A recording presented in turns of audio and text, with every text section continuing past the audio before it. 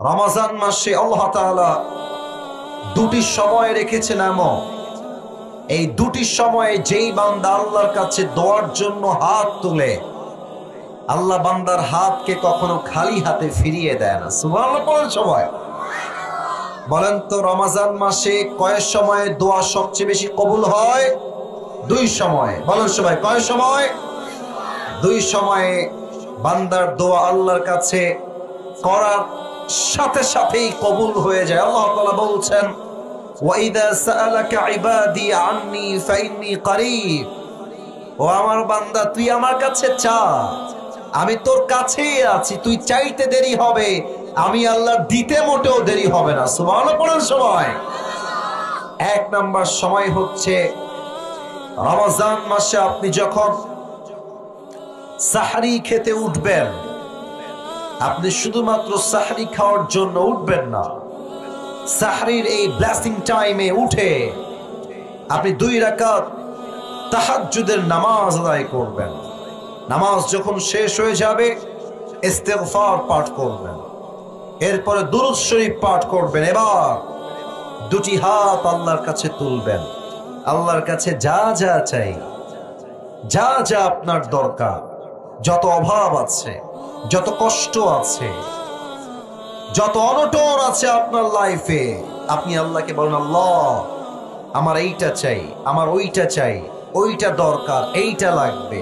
সাহরির সময় উঠে যেই বান্দা আল্লাহর কাছে চাইতে পারে, আল্লাহর হাবিব বলেছেন সাহরির সময়ের কোন দোয়া, তাহাজ্জুদের জায়নামাজের কোন দোয়া আল্লাহ কখনো খালি হাতে ফিরিয়ে দেয় না। সুবহানাল্লাহ পড়েন সময়। এক নাম্বার, সাহরির সময় সকলেই 2 হাত তুলে আল্লাহর কাছে দোয়া করবেন। 2 হচ্ছে ইফতারের সময়।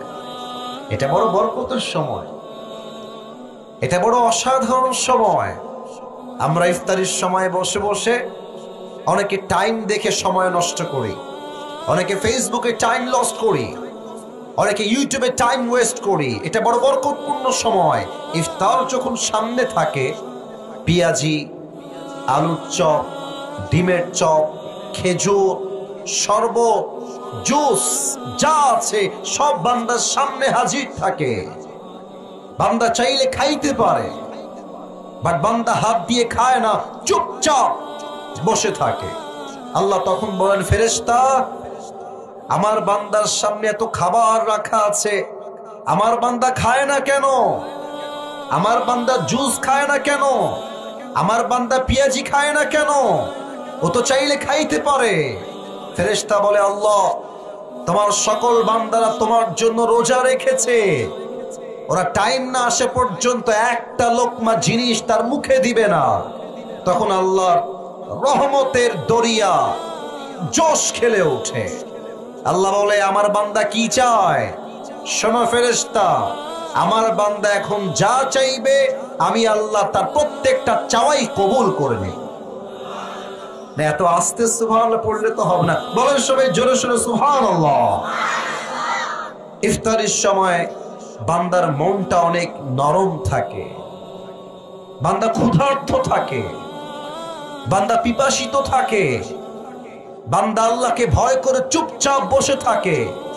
বান্দার দিল যখন নরম হয়ে যায়, বান্দা যখন ক্ষুধায় তৃষ্ণায় ছটফট করে, তাও পানি পান করে না, পেঁয়াজি মুখে দেয় না, আলুর চপ মুখে দেয় না, জাস্ট বিকজ অফ আল্লাহ সুবহানাহু ওয়া তাআলা, আল্লাহর জন্য কোনো কিছু সে খায় না।